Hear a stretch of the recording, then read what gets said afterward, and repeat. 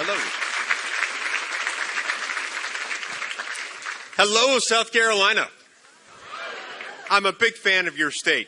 This is a beautiful place.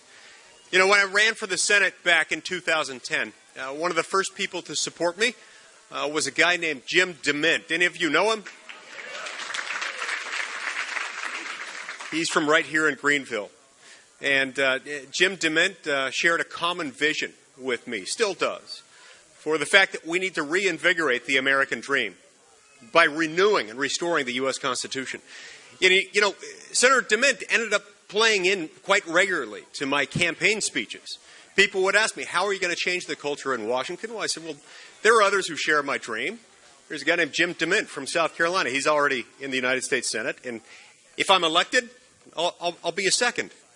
But I went on from there saying, but there are more. You see, there's this guy named Marco Rubio from Florida.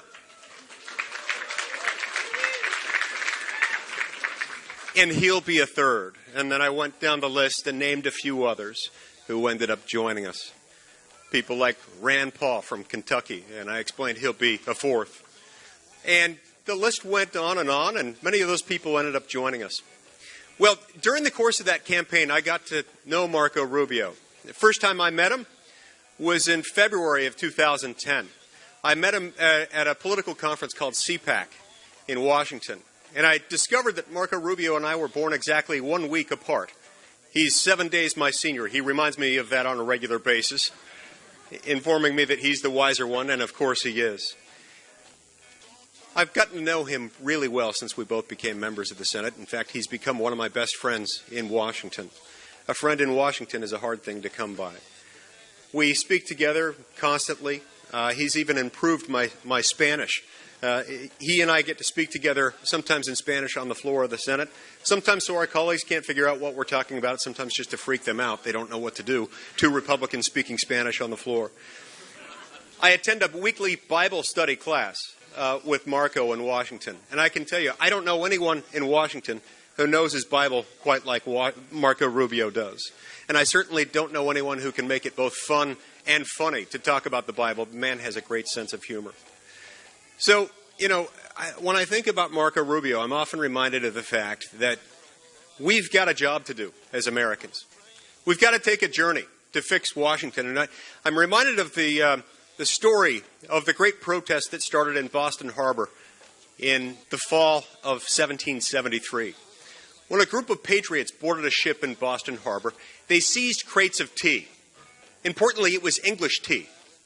And they threw it into the harbor to destroy it. This was an act of defiance, an act of symbolic protest against the kind of national government they did not want, against a government based in London that taxed us too much, regulated us too heavily, was so far from the people that it was slow to respond to their needs.